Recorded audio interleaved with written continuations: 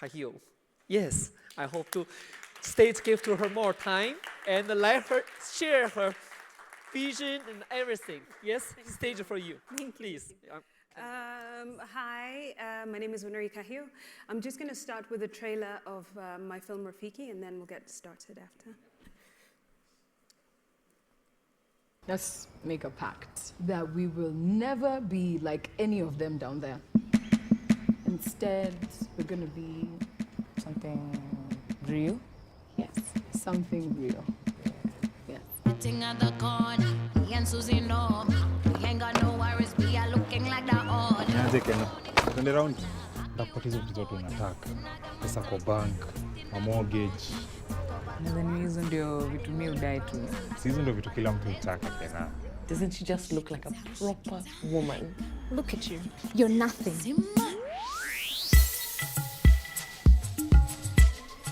Hi. You know exam results are out. I get to be a doctor. Yes. I can get a scholarship. Yes.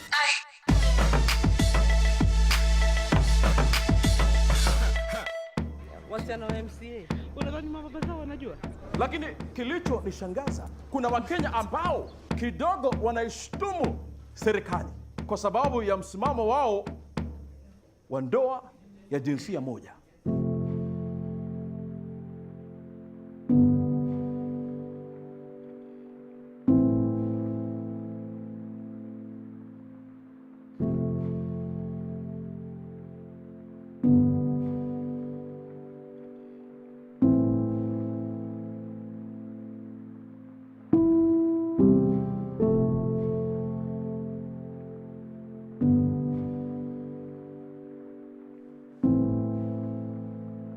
Just a typical Kenyan girl.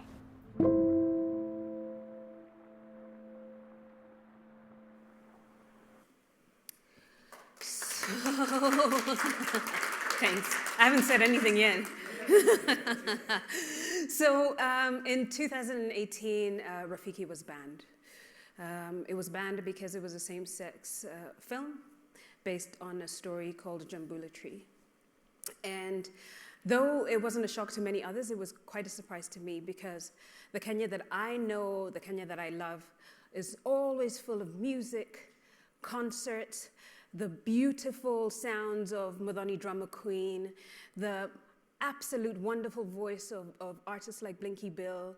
I mean, we have extraordinary artists and a very, very, very active social media who call themselves KOT, Kenyans on Twitter, who do not stand for anything. So when anybody says anything untoward about Kenya or the country or anybody, they really attack them and even came up with a someone tell hashtag. So it was someone tell CNN, it was someone tell New York Times. I mean, we really go hard when we do not like the way people speak about us. So we're very vocal, we practice our freedoms, and freedom of expression and freedom of speech is one of the things that we really, really practice. So when the film was banned, I was really, really, really surprised.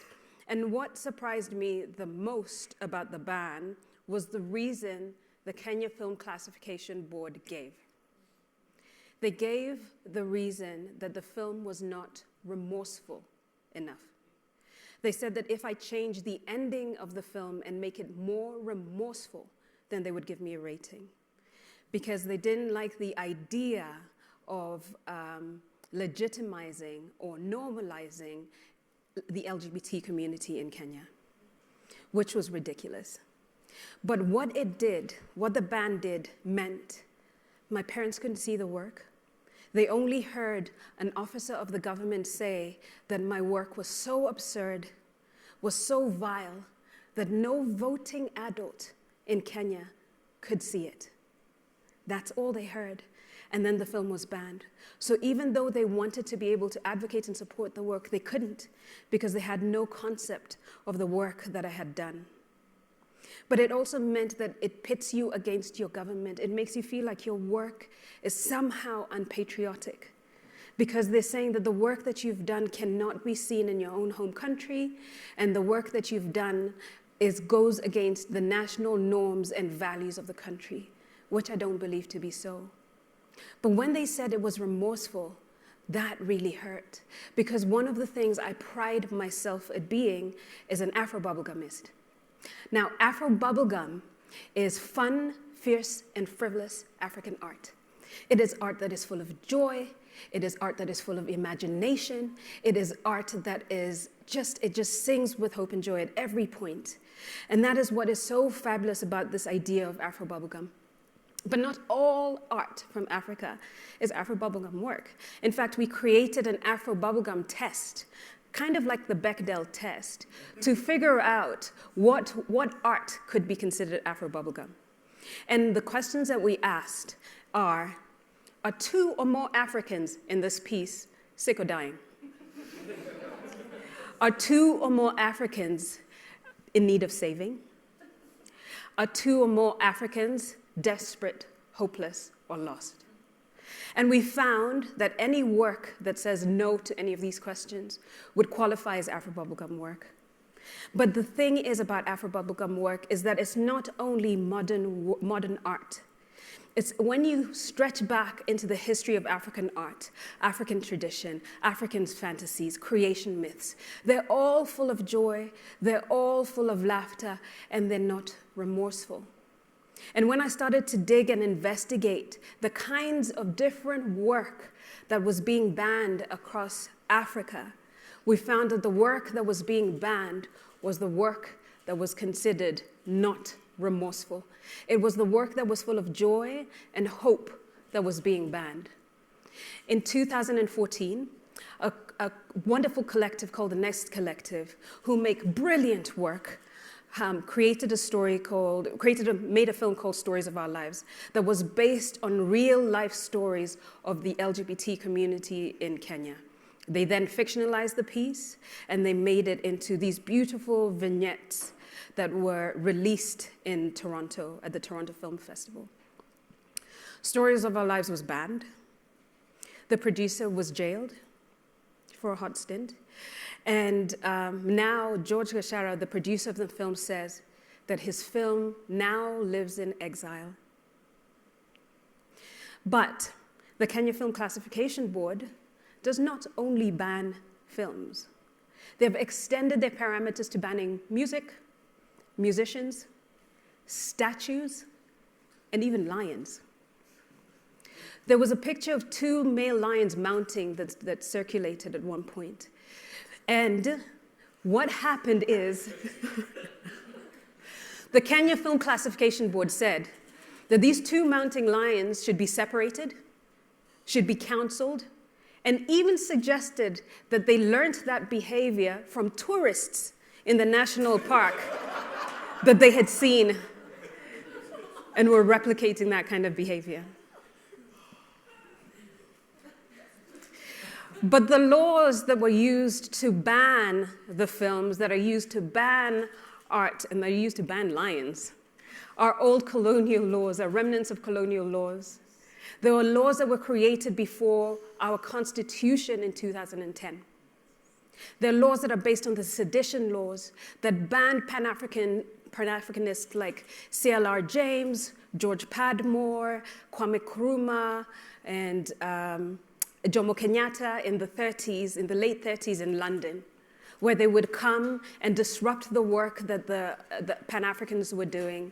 They would dismantle the printing presses that created their journals that were circulated across the UK and also in Africa.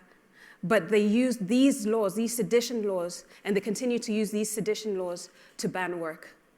So in the early 1980s, one of our great, literally giants, Ngugi wa Thiong'o's work was banned because of a comedy he created, Gahikadeda, which is I Will Marry When I Want. And it was a story about class politics. It was a story about marriage. It was a story about power dynamics. And when this play was banned after a 6-week run to a full audience, Ngugi wa Thiong'o was jailed for 1 year without a trial and without a charge.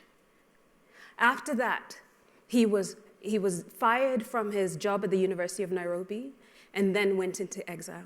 So we lost one of our greats for a comedy he created, his non-remorseful work. In 2018, Dr. Stella Nyanzi was banned for a poem that she wrote against the government, or against the president.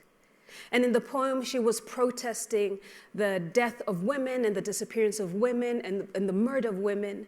She was also protesting the corruption that was happening. Now, the poem was a little bit risque, but she used what she called radical rudeness to arouse the work, to arouse the thoughts of leaders. But because of this poem that she wrote, Stella Nyanzi is still in jail until today. In 2017, Michael Soy, as well as 3 other artists, were commissioned by the National Museum to create pieces of work under the label Speaking the Unspeakable. But when they presented their work was considered too unspeakable to be seen, and the work itself was banned.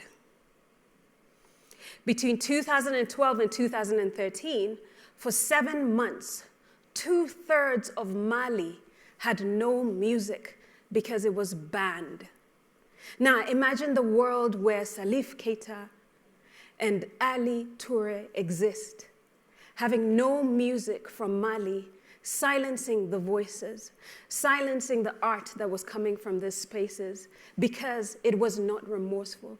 Imagine what that does to a nation. Imagine what that does to a culture. Imagine if we did not have that music today. How would we know? How would we experience Mali? How would we experience music coming from those regions? What I learned as a result of this is that freedom of expression is not a luxury, it's a freedom. Freedom of expression is not a luxury, it is a freedom.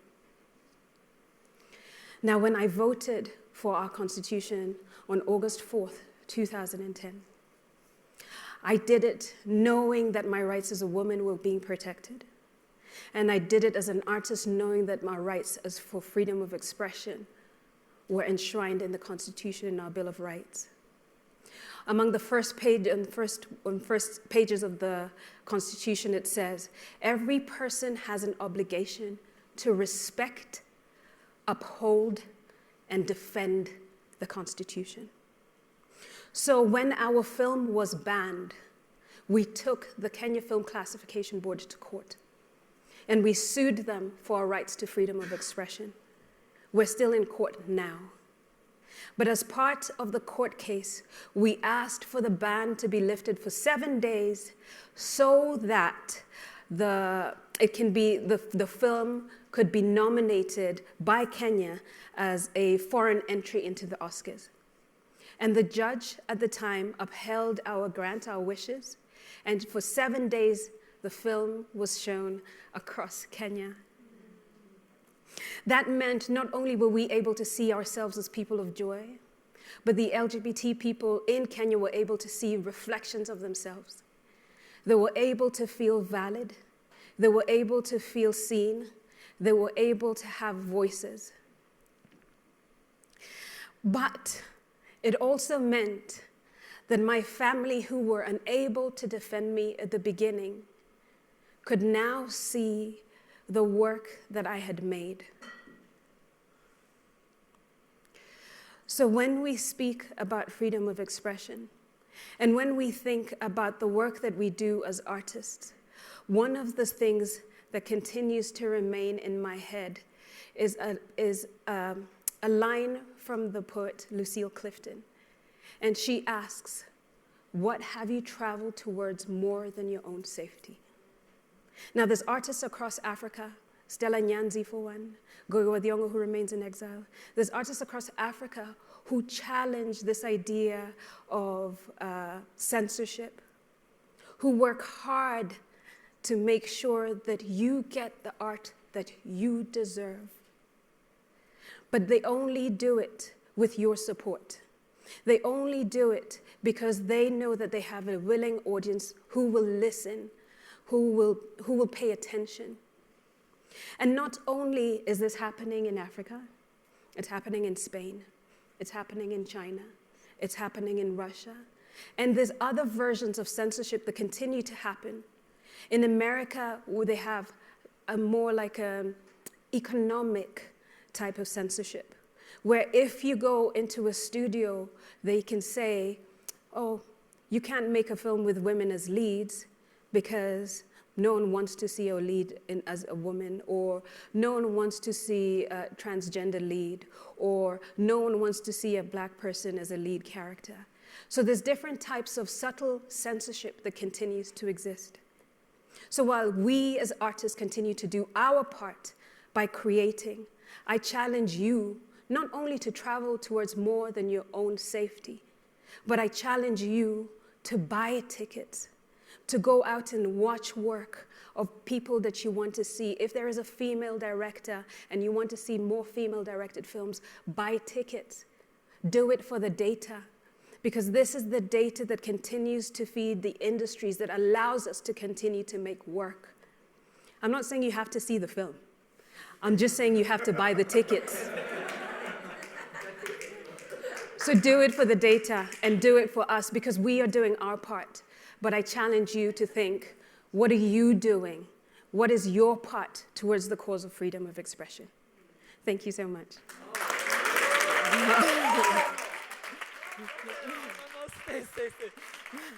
That was beautiful, beautiful.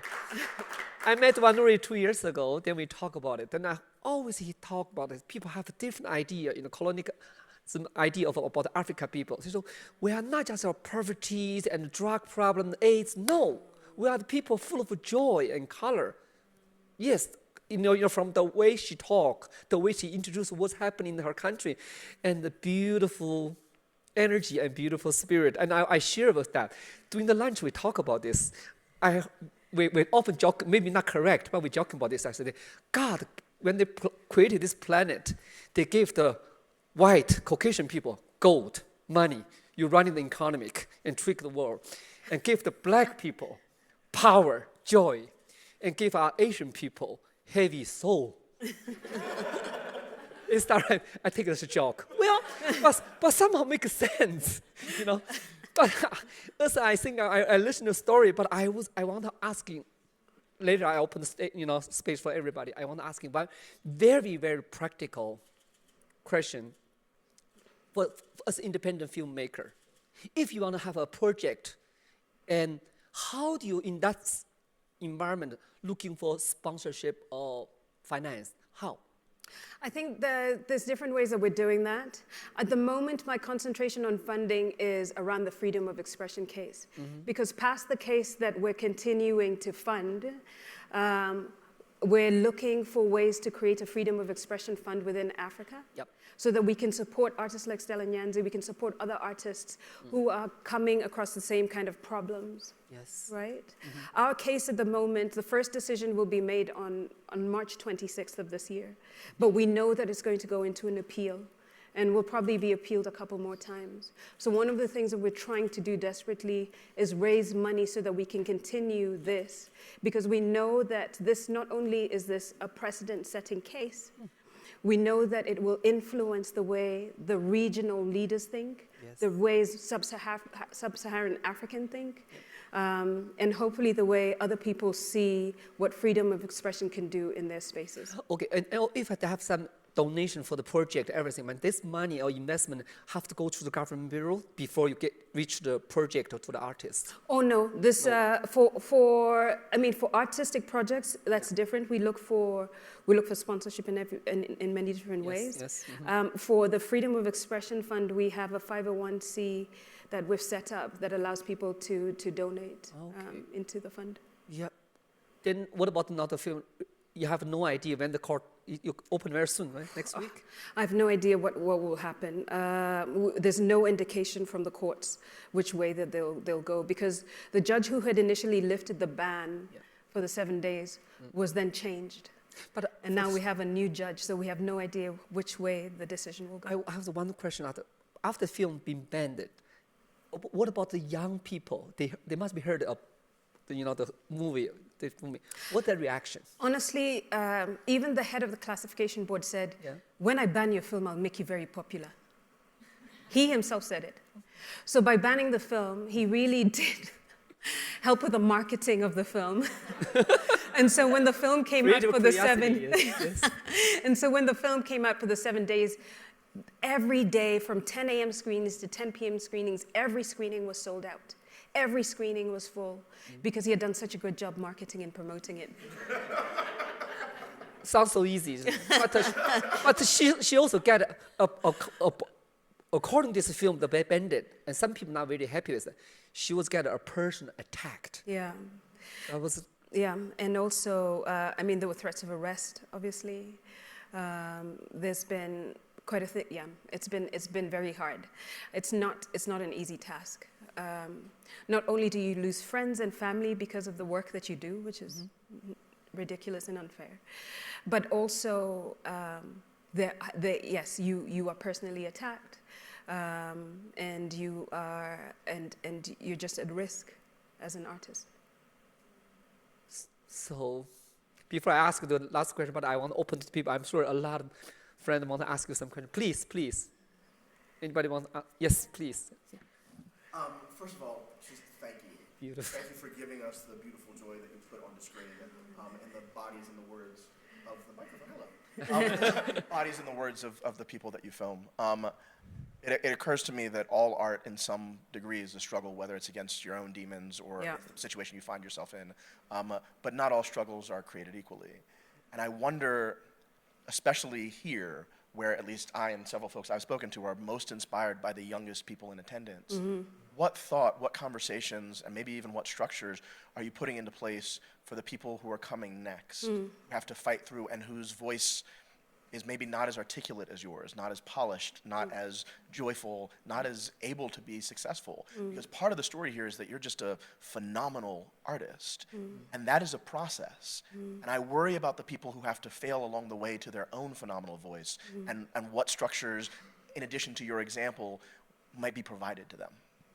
I think one of the things that we're trying to do is not only raise a freedom of expression fund, but also raise funds so that people can be frivolous. So that, because a lot of the funding that comes through Kenya and Africa is very NGO based and social based. So if it's a story about AIDS, you'll get funding. If it's a story about, if it's a story about war, or it's a story about some sort of struggle, you'll get funding. But there is no funding for imagination.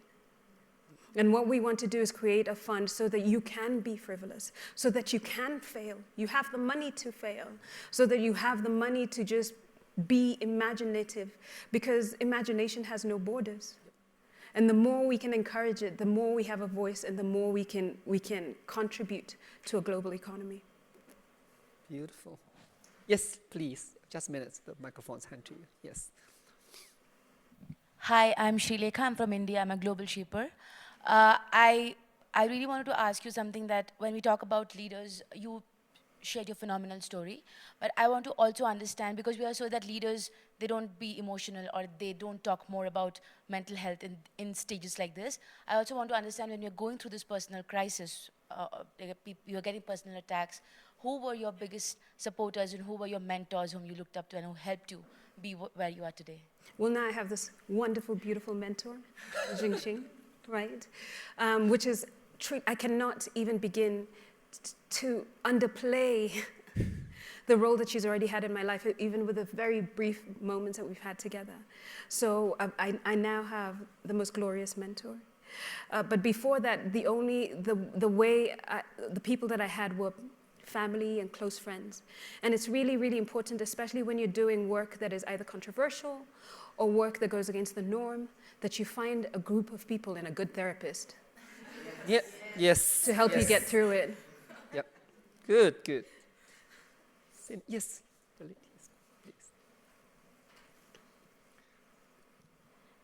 My name is June Ling from Beijing, China. I'm a global shipper as well. Do you have any advice for people who don't have the courage to speak up as you do? I don't think that we live in a space where we have the comfort of silence anymore. And speaking up doesn't necessarily mean picking up fights or going against governments or anything like that. It means that if somebody says something that you don't like, approach them with kindness and love and say, what you said had this negative reaction on me. If you're on Facebook or Twitter or any social media, WeChat, and you see in a group that somebody says something that you go against, you very politely within that group say, I actually don't appreciate the way this was said, because we need allies in every moment. And this is the same thing that's happening with the Me Too movement. It's not, we can't only rely on women. We need allies to stand by the women and say, actually, I saw the way that you spoke to that woman, and I don't actually appreciate the way you said that. So courage is not necessarily big, some huge things. Sometimes it's very conversational, it's very small, and it's little moments of triumph that you have to look towards. But also do it with joy and hope, because that is also a tool of resilience. Beautiful. Yes, sir. I'm Sid Lal. I just want to find out, what are your plans for the future in terms of works, and how does this work affect your future works? Well, this has been hard work. I'm hoping that it gets easier first. But it really has honed in on the idea that your ideas are important, your ideas have value, your ideas resonate to people. You wouldn't believe how many people, as a result of this film, were able to bring their families to this film and speak their own truth. In the 1 week that Rafiki was shown in Kenya, we had the largest number of people coming out to their families because they had a tool to use and say, actually, you see this film, so there's something I want to tell you. You know what I mean? They were able to use it as a tool. So I don't think we should ever underestimate that work. But currently, I am involved in co-writing with Nnedi Okorafor, a wonderful science fiction and fantasy novelist. And we're adapting Octavia Butler's work. And she's a glorious science fiction writer. And we're adapting one of her books, Wild Seed, to TV for Amazon. And that's the project that we're currently engaged in. Yeah. Any other questions? Actually, during lunchtime, I have shared with Vanuri because she asked me, how are you facing such difficulties? I just shared my personal experience 25 years ago when I come out from the hospital. And at the same time with my personal gender changing, and also I developed the first modern dance in China. That's double the taboo for China. So that time, everything, the disagreement and prejudice, everything come to you. Only choice I have, keep my mouth shut, silent. But don't escape. I do have the back door. I can give up my country, go to Europe, find a job, with my lover, husband, whatever. But I said, no, I want to see what can I change. Then just keep quiet, but stick with your vision and your work together there. After 10 years, people talk, they'll be tired of it. They think you are despair already, but no, I'm still there with the silence. But your attitude, your vision, your artistic creativity, still there, maintained. Then they look at you another side. Then they know what is to be deserved equal respect for the artistic freedom. Sometimes just fighting back, it doesn't solve the problem. With my background, I know, just hold on to it, but don't give up. That's the things that we share with us. I'm sure, Vanuri, from now on, you have been through this period of time. Just stick to it. Moment silence needed. And I often say that when we see the invisible enemies, we Chinese say that one's hands doesn't make a clap. If you answer, they got it. So let them wave the air. Doesn't work. Big applause for the Vanuri. With all the things, yes. Yeah. Thank you for everybody who's been here. It's a brilliant artist, yes.